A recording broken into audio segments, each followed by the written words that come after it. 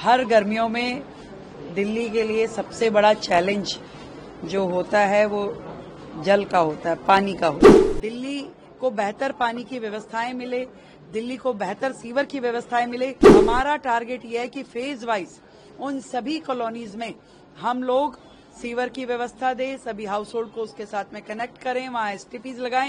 राजनेताओं ने अपने अपने एरिया में धांधलीबाजी करके कि मेरे एरिया में पानी फालतू आ जाए, चाहे बाकी की दिल्ली प्यासी मरे। मीटिंग ली है अधिकारियों के साथ, इस बार क्या वाटर एक्शन प्लान को लेकर है, समर एक्शन प्लान को लेकर या यमुना की सफाई को लेकर क्या कुछ मुद्दे डिस्कस किए? देखिए, हर गर्मियों में दिल्ली के लिए सबसे बड़ा चैलेंज जो होता है वो जल का होता है, पानी का होता है।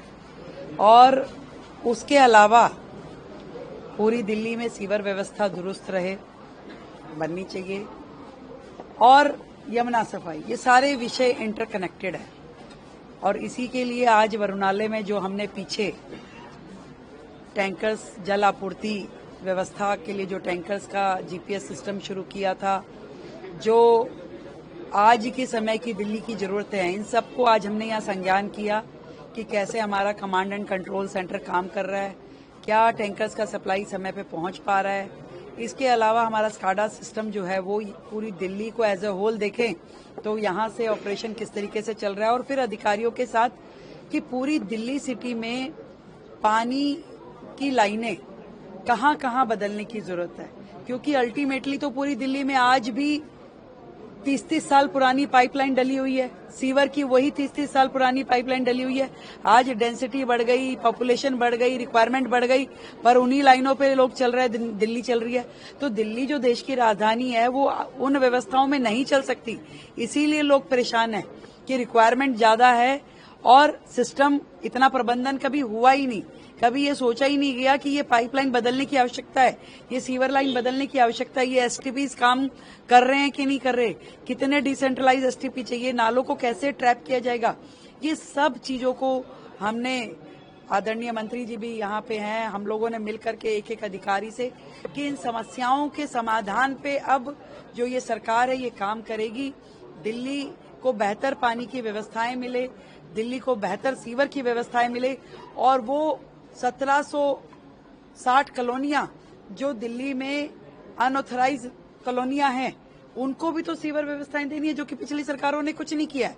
हमारा टारगेट यह है कि फेज वाइज उन सभी कॉलोनीज में हम लोग सीवर की व्यवस्था दें, सभी हाउस होल्ड को उसके साथ में कनेक्ट करें, वहाँ एसटीपीज लगाएं, ताकि एक फुल फ्लेज व्यवस्था हर झुग्गी बस्ती के लिए, हर अनऑथराइज कॉलोनी के लिए और बाकी पूरी दिल्ली के लिए, जहां पुरानी लाइन है वो नहीं पे तब्दील हो, हर घर को नल के माध्यम से जल मिलने की सारी व्यवस्थाओं को पूरे प्लानिंग करके एक एक योजनाबद्ध तरीके से, चरणबद्ध तरीके से उस काम को किया जाए। और पूरी दिल्ली में इक्वल डिस्ट्रीब्यूशन ऑफ वाटर होना चाहिए, कहीं कम कहीं ज्यादा। जो पहले के राजनेताओं ने अपने अपने एरिया में धांधलीबाजी करके कि मेरे एरिया में पानी फालतू आ जाए, चाहे बाकी की दिल्ली प्यासी मरे, ये अब नहीं चलेगा।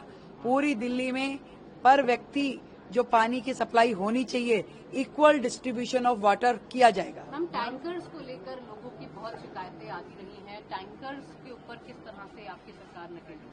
इसी के लिए तो हमने जीपीएस लगा करके जो शेड्यूलिंग टैंकर्स को दी जाती है उसका ऑब्जर्वेशन यहाँ अपने कमांड एंड कंट्रोल सेंटर में शुरू किया। यहाँ पे अच्छा एक सेंटर जिसके माध्यम से लोगों की कंप्लेंट आए और उसको तुरंत प्रभाव में उसको इजीनेस मिले, उसको उसकी रिक्वायरमेंट पूरी की जाए।